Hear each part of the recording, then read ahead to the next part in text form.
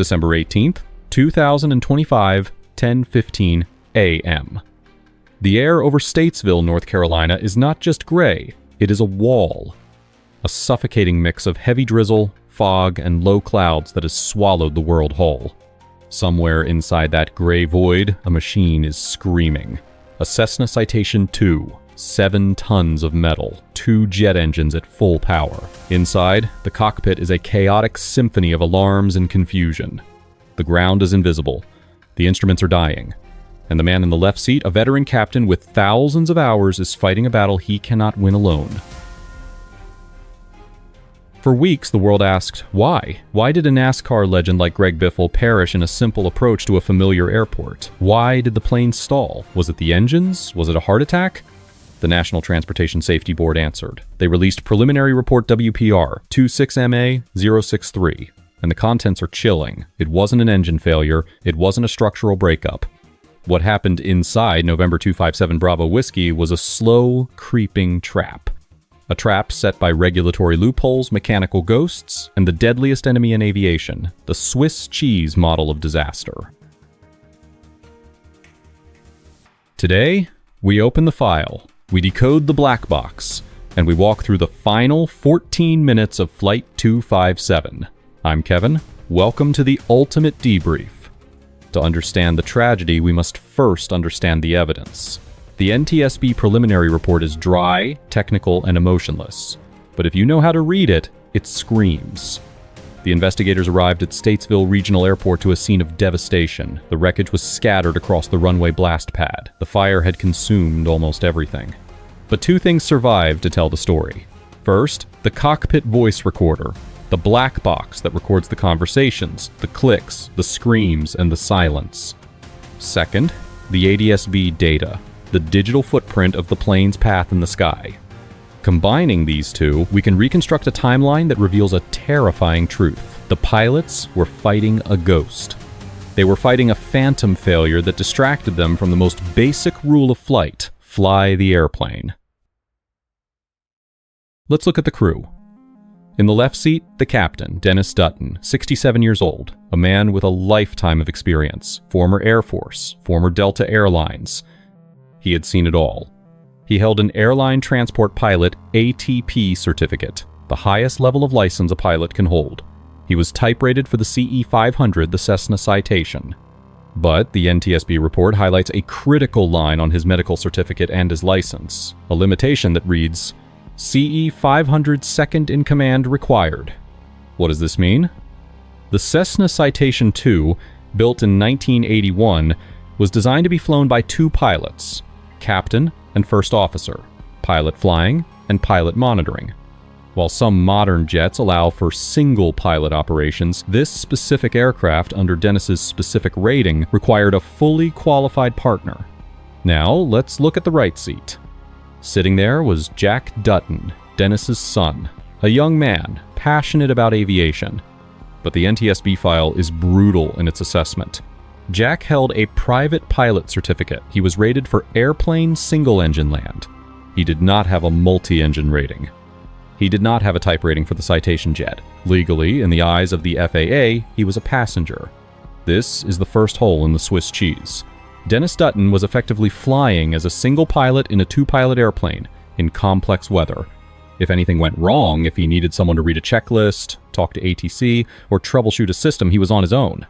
And in the passenger cabin behind them sat the Biffle family: Greg, Christina, Emma, Ryder, and Craig Wadsworth. They boarded the plane believing they were in safe hands. They didn't know the safety net was already frayed.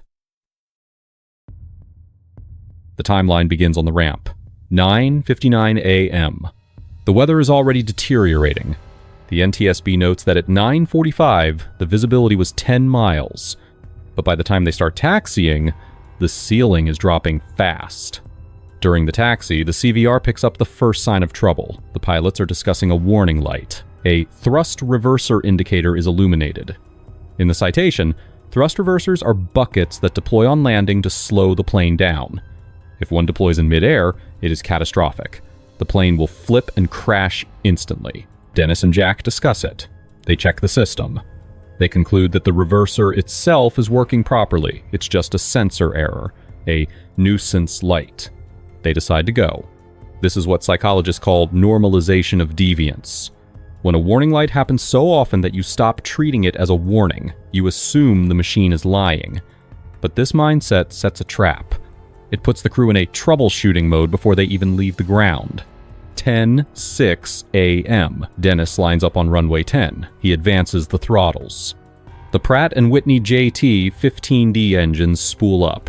Airspeed alive, V1, rotate, the jet lifts off. But instead of climbing into clear blue sky, they climb straight into a gray nightmare. Immediately after wheels up, the workload spikes. Dennis had decided to depart VFR, visual flight rules. His plan? Take off, stay visual, and then call Air Traffic Control ATC to pick up an IFR, Instrument Flight Rules clearance, in the air. Why do this? Usually, it's to save time. Calling for clearance on the ground can take 10-20 minutes. Taking off VFR gets you moving, but it's a gamble. You are betting that you can stay out of the clouds until ATC answers. Dennis lost that bet. The NTSB report reveals that the weather had shifted. The ceiling wasn't 3,900 feet anymore. It was broken at 1,200 feet.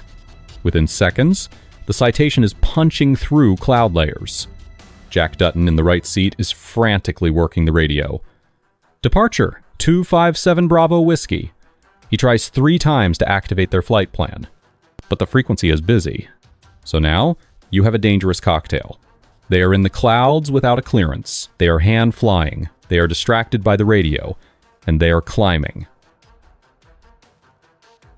At 10:07 a.m., just 1 minute into the flight, Dennis makes a comment that sends a shiver down the spine of any investigator. He says he will remain VFR. But the data shows the plane is already at 2,200 feet, turning left, likely swallowed by the overcast layer reported at 1,200 feet. He is flying by instruments, but pretending he is flying by sight. And then, the airplane begins to die. At 10:08 a.m., they are climbing through 1,500 feet. Greg Biffle, sitting in the cabin, speaks up. His voice is captured on the CVR. He notices that the left engine seems to be producing more power than the right. He asks, is it a faulty gauge? This is critical. Greg Biffle is a mechanic at heart. He feels the machine. He senses an imbalance. But Dennis is distracted by something far worse. He tells the cockpit that his attitude indicator is failing. My gyro is tumbling. The attitude indicator is the pilot's eyes in the clouds. It tells you if you are banking left, right, climbing, or diving. If that instrument fails in zero visibility, spatial disorientation sets in within seconds. Your inner ear lies to you. You feel like you are turning when you are straight. You feel like you are climbing when you are diving. Dennis says that additional left side flight instruments are not working. Now, put yourself in Dennis Dutton's seat. You are 67 years old. You are in heavy turbulence. You have no outside reference. Your main instrument is dead. Your engine gauges are fluctuating. And the person next to you cannot fly the plane from the right side because he isn't trained for this emergency. This is the moment where a qualified co-pilot saves the day. A qualified first officer would say, I have controls, my instruments are good. They would stabilize the plane. But Jack Dutton is silent on the controls. He is just a passenger with a radio. At 10:10 a.m., the NTSB notes that the autopilot was disengaged. Why? Perhaps it kicked off because of the instrument failure. Perhaps Dennis turned it off to hand fly. But seconds later, the CVR captures a chilling shift. 10:11 a.m. Dennis transfers control to his son. Your controls. He hands the jet over to Jack. Why? The leading theory is that Dennis needed to look down. He needed to find the circuit breakers. He needed to reset the generators. He needed 30 seconds of brain space to fix the plane, so he asked his son to just hold it straight and level. But then, silence. For 3 minutes and 55 seconds, the captain's microphone goes dead. The CVR stops recording the left seat. This strongly suggests a massive electrical failure. The left generator might have failed. The bus might have shorted. The cockpit became a dark room. During this blackout, the plane is drifting. We don't know exactly what Jack was seeing. We don't know if his instruments were working. But we know Greg Biffle shouted from the back, how about the alternator? He was trying to help. He knew they were losing power. At 10:14 a.m., the power returns. The CVR kicks back in. Whatever Dennis did, he got the electrons flowing again, but they were now in a precarious position. They had drifted back towards the airport. They were at 1,800 feet. And suddenly, they saw the ground. "I have the runway," Dennis says. He takes the controls back. He sees a chance, a hole in the clouds, a way out of this nightmare. He decides to land, but he is setting himself up for the final trap. The timeline is now compressed to seconds. 10, 14, and 12 seconds a.m.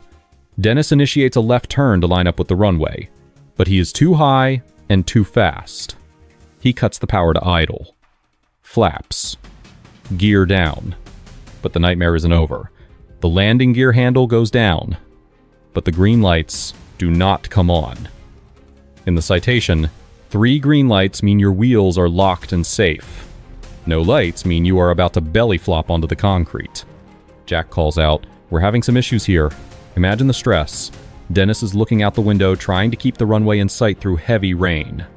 He is looking inside at the dark gear lights. He is wondering if he needs to go around.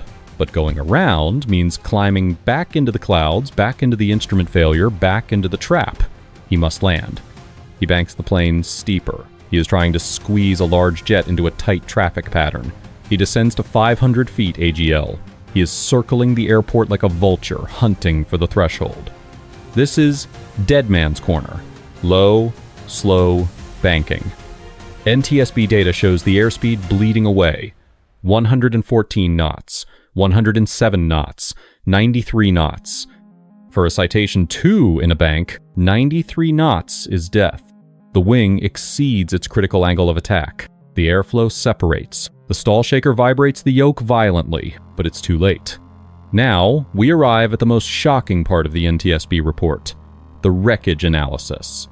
When the investigators dug the throttle quadrant out of the mud, they found something that contradicts the engine failure theory. Both throttle levers were found in the full forward position, maximum power. Wait, if the pilot commanded full power, why did the plane slow down to 93 knots? Why did they stall? The answer lies in the response time of jet engines. These are old turbofans. They don't react instantly like a piston engine in a NASCAR. When you slam the throttles forward from idle, it can take 6 to 8 seconds for them to spool up to full thrust. The NTSB findings suggest a tragic sequence. Dennis pulled the power back to slow down for the approach. He got distracted by the landing gear lights and the tight turn. He let the speed bleed too much. He felt the stall. He jammed the throttles forward in a panic. But physics cannot be cheated. The engines were spooling up. They were screaming to life. But the ground was too close. The report also confirms no uncontained engine failure. The engines were intact until impact. Thrust reversers stowed. They did not deploy in midair. Gear down. Despite the lack of lights, the landing gear was actually down and locked in the wreckage. The bulbs were likely burnt out, where the electrical fault prevented them from lighting up. A phantom failure caused a real crash. This wasn't an accident, it was a sequence of choices. NTSB board member Jennifer Hamady often speaks about the chain of events. Let's break the chain for Flight 257. Link 1, the regulation. Dennis chose to fly a 2-crew airplane with an unqualified passenger. If a qualified first officer had been there, they would have handled the radios. They would have cross-checked the instruments. They would have noticed the airspeed decaying. Link 2, the culture, the normalization of deviance with the thrust reverser light. They accepted a broken airplane before they even took off. Link 3, the decision, taking off VFR into deteriorating weather. This removed their safety margin. Link 4, the fixation. The fixation on the landing gear lights. Pilots are taught, fly the airplane first, troubleshoot second. In the final turn, Dennis stopped flying the airplane and started flying the landing gear. Greg Biffle spent his life on the edge of control. He knew that in racing, if your car fails, you hit the wall, the roll cage holds, and you walk away. But in aviation, the wall is the ground. And the ground never loses. The NTSB investigation will continue for another 12 months. They will analyze the light bulbs, filaments. They will download the non-volatile memory from the GPS. But the lesson is already clear. The rules of aviation are written in blood. And on December 18th, 2025, 7 more names were added to that book. For the families of the Duttons, the Biffles, and Mr. Wadsworth, we offer our deepest condolences. For the rest of us pilots, we must learn. We must respect the second-in-command requirement. We must respect the weather. And we must never, ever stop flying the airplane. I'm Kevin. This has been your Pilot Debrief. Fly safe.